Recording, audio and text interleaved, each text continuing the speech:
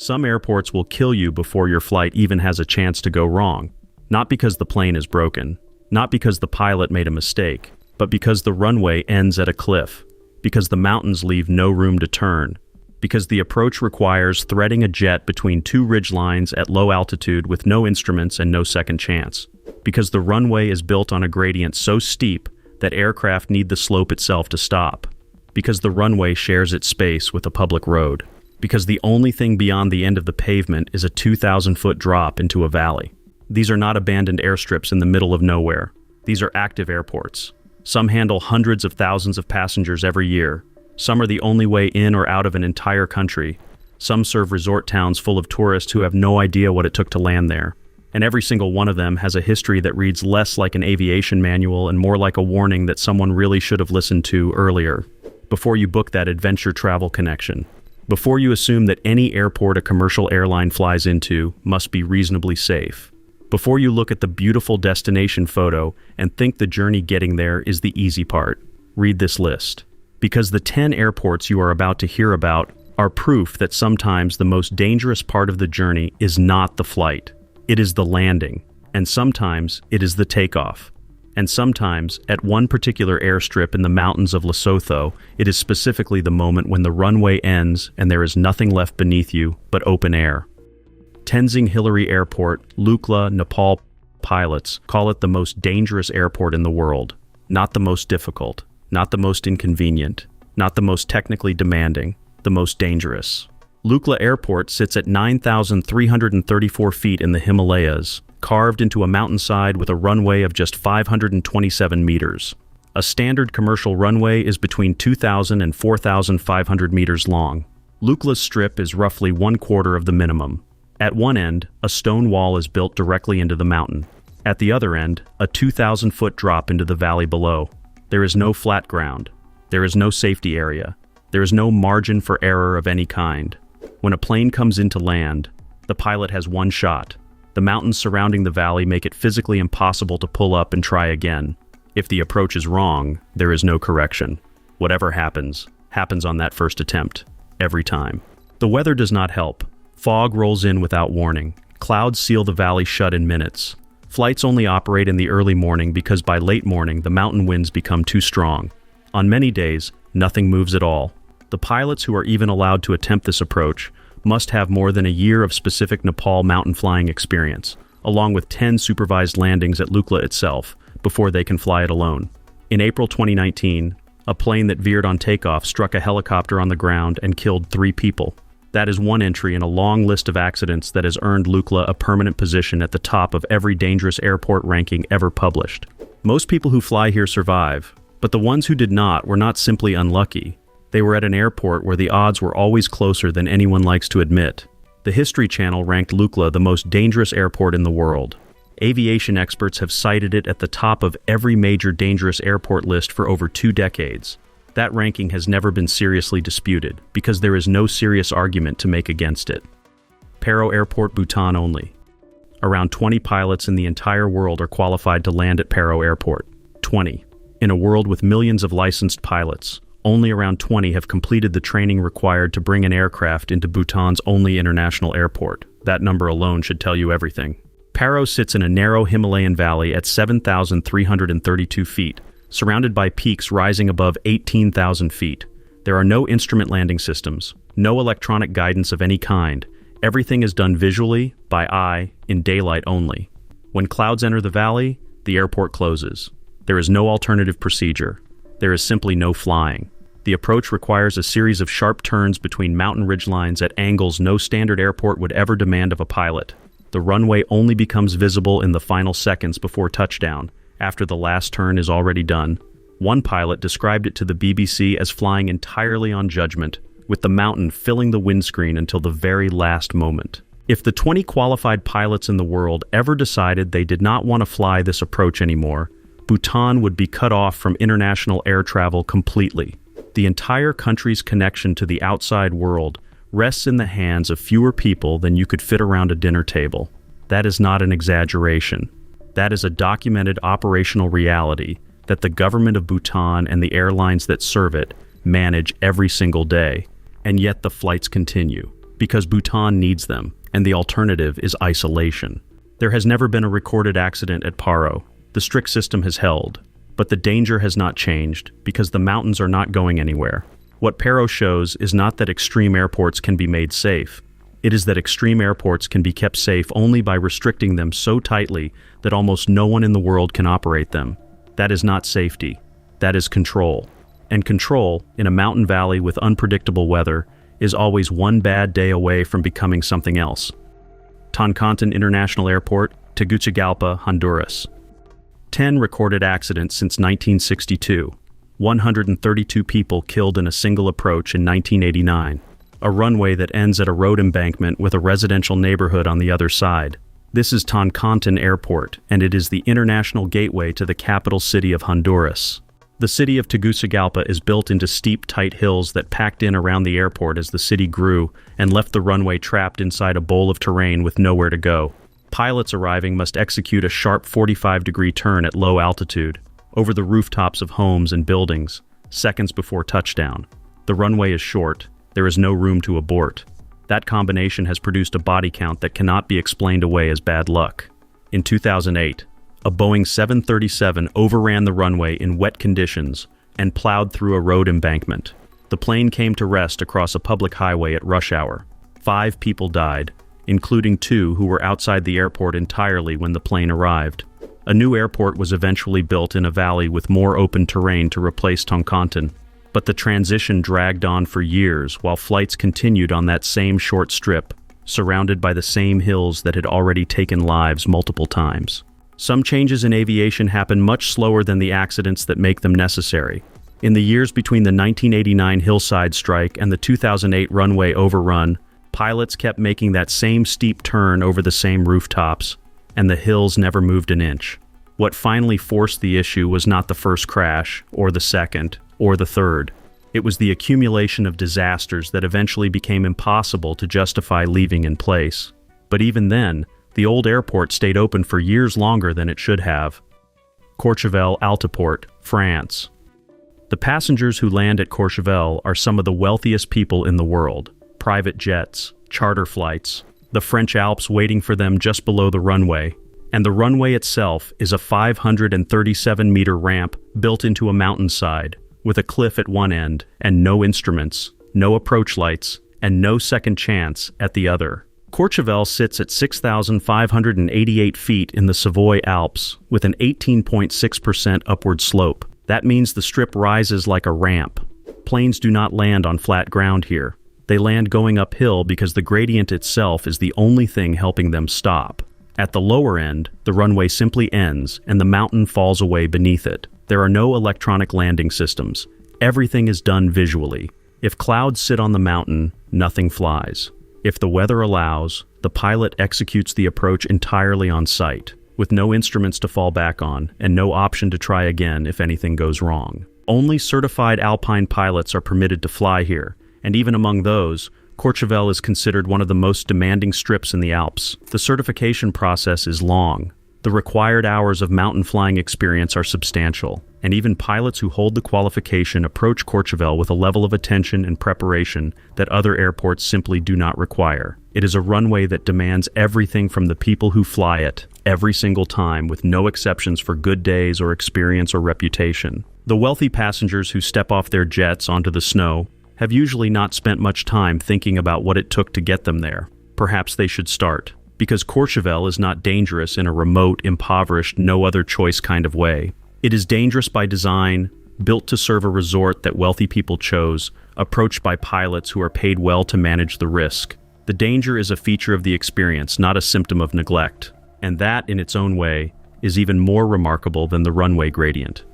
Madeira Airport, Portugal. In November 1977, a TAP Air Portugal Boeing 727 came in too fast, could not stop, and overran the runway. It hit the terrain beyond, caught fire, and killed 131 of the 164 people aboard. One of the worst aviation disasters in the history of Portugal. The runway was too short. Everyone knew it. But Madeira is a volcanic mountain rising from the Atlantic with almost no flat land anywhere, and there was no room to extend it on land. So engineers built the extension over the ocean. 180 concrete columns were constructed directly into the Atlantic, and the runway was laid on top of them. Today, roughly half of Madeira's runway sits suspended above open water, with the sea visible beneath the wheels of every landing aircraft. The runway is now legally long enough. The approach, however, is still shaped by the same coastal geography that made 1977 possible. Mountain terrain compresses and deflects wind in ways that radar cannot fully predict. Crosswinds off the cliffs accelerate and change direction unpredictably. Pilots who fly here regularly describe it as one of the most demanding approaches in all of European aviation. Most airlines that serve the island require specific certification before a crew is cleared to land there. The island is beautiful. The airport has not changed its fundamental nature since the day those columns were poured into the Atlantic. That is not reassurance. That is just geography. The engineering that extended the runway over the sea is genuinely impressive. It solved the length problem. It did not solve the wind problem, the cliff problem, or the problem of an island that rises steeply from the ocean and shapes the air around it in ways that never fully cooperate with the planes flying through them. Princess Juliana International Airport, St. Martin. In 2017, a woman standing on a public beach in the Caribbean was killed by the wind from a departing airplane. She was not on the plane. She was not on the runway. She was behind a fence watching aircraft, which is exactly what thousands of tourists do at this airport every single week. The jet blast from a departing aircraft hit her with enough force to slam her into a concrete barrier. She did not survive. After she died, warning signs were installed. The international coverage of her death increased the number of tourists coming to stand near that fence. People kept coming. The planes kept landing. Princess Juliana Airport brings aircraft in directly over Maho Beach on an approach path that puts large jets just meters above the heads of sunbathers. The videos are spectacular. Millions of views. People travel specifically to feel the blast. The airport has become a destination for thrill seekers, and the result is a place where the danger is treated as entertainment until it is not. The airport sits on a small island with a runway adjacent to the shoreline and residential areas on all sides. A hurricane in 2017 shut it down entirely for months of reconstruction. When it reopened, the beach was still there, the fence was still there, and the people came back. Some airports are dangerous because of what happens to the planes. This one is dangerous because of what it has done to the people watching them. And the fact that the thrill of standing near the fence has not gone away after a woman died there is its own kind of statement about how human beings process risk when it looks exciting from a distance. Congonhas Airport, Sao Paulo, Brazil. There is an airport inside one of the largest cities in the world, surrounded on all sides by a dense urban landscape with a runway that ends where the city begins. No buffer, no safety zone, no open ground, no emergency stopping area, no distance between the last meter of pavement and the first building of Sao Paulo, just runway and then city. Congonhas was built in 1936 when Sao Paulo had about 1 million people, and the airport sat at what was then considered a reasonable distance from the urban center. Sao Paulo now has more than 20 million. The airport did not move. The city grew around it, over it, and past it until the runway became just another strip of asphalt embedded in the heart of one of the most densely populated urban environments on Earth. The buildings that now surround it were not there when it was designed. The population density that makes an overrun catastrophic was not there when it was designed, but the designs were not updated fast enough, and people paid for that with their lives. In July 2007, a TAM Airlines Airbus A320 landed in rain with a thrust reverser not functioning. The plane could not stop. It crossed the end of the runway, shot across a busy highway at evening rush hour, and slammed into a cargo warehouse next to a fuel depot. The fire was visible across the city. All 187 people aboard died. 12 more people on the ground died with them. It remains the deadliest aviation disaster in Brazilian history. The investigation found that the runway lacked proper drainage grooves. There were no legally required safety zones, and airline culture discouraged pilots from diverting when conditions were poor. After the disaster, some changes were made. The runway was regrooved. Some flights shifted to Guarulhos, but Congonhas did not close. Right now, planes are landing and departing from that same hilltop strip inside a city of 20 million people, where the end of the pavement and the start of everything else are separated by almost nothing. The people of Sao Paulo need that airport. The domestic aviation network of Brazil depends on it. And so the planes keep coming, every few minutes, all day, on a runway that a city of 20 million has grown up completely around. There is no good answer to that. There is just the reality of it. Gibraltar International Airport, Gibraltar. Until 2023, a 4-lane public road ran directly across the middle of an active commercial runway. Not beside it, not under it, across it, at a right angle. Every time an aircraft needed to use the runway, traffic barriers came down, cars stopped, pedestrians waited, the plane moved, and then the barriers lifted, and traffic resumed, as if nothing unusual had just happened. This went on for close to a century. Winston Churchill Avenue, the main road connecting Gibraltar's town center to the Spanish border crossing, shared physical space with the only runway at Gibraltar Airport. Tens of thousands of people used that road daily. Cyclists used it. Pedestrians used it. Vehicles carrying goods to and from Spain used it multiple times a day. The system was managed by ground control. It worked, in the sense that no car was ever struck by a plane. But it was, by any reasonable definition, one of the most extraordinary arrangements in the history of civil aviation. There is no other recorded example of a busy commercial road and an active runway taking turns using the same piece of ground. The runway itself sits between the Mediterranean and the Atlantic, with the Rock of Gibraltar looming over the approach. Crosswind conditions in the strait between two seas are among the most challenging in European aviation. The strip is short at 1,829 meters. Only a handful of airlines in the world are certified to land there. A tunnel was finally completed in 2023, taking the road underground and ending the runway crossings after nearly a century. The planes now have the strip to themselves. The geography, the crosswinds, and the rock have not changed, but at least the cars are out of the way. Gibraltar's airport will never be easy. The location makes that impossible, but it is at least, after close to 100 years, no longer sharing its runway with rush hour traffic. That particular problem has been solved. The others are permanent features of the terrain. Juancho y Irausquin Airport, Saba, Caribbean. They sell t-shirts on this island that say, "I survived the Saba landing." They are not being ironic. Juancho y Irausquin Airport has the shortest commercial runway in the world. 400 meters from end to end, with a cliff dropping into the sea on one side and a hill and more cliff on the other. No overrun areas, no soft ground beyond the pavement, nowhere for a plane to go if something goes wrong, no jets land here, no turboprops of any significant size. Only small propeller aircraft with very short landing distances are permitted, and even those require pilots with specific certified training on this exact approach before they are allowed to attempt it. The approach requires aiming at the hillside and making a sharp low-altitude turn to line up with the runway in the final seconds before touchdown. The aircraft is still descending steeply as it crosses the runway threshold. The difference between a safe landing and one that ends in the ocean is measured in meters. The absence of recorded accidents is not reassurance. It is a reflection of how severely everything at this airport is restricted. The restrictions have held so far, but the cliff at the end of the runway is still exactly 400 meters from where the aircraft begins its roll, and it is not going anywhere. The only reason the t-shirt says "I survived" as a joke is because, so far, the restrictions have been tight enough that almost everyone does. Take away those restrictions, or put the wrong aircraft or the wrong pilot on that strip, and the t-shirt stops being funny very quickly. Matakon Airstrip, Lesotho. This is the only airport on this list where falling off a cliff is part of the normal takeoff procedure.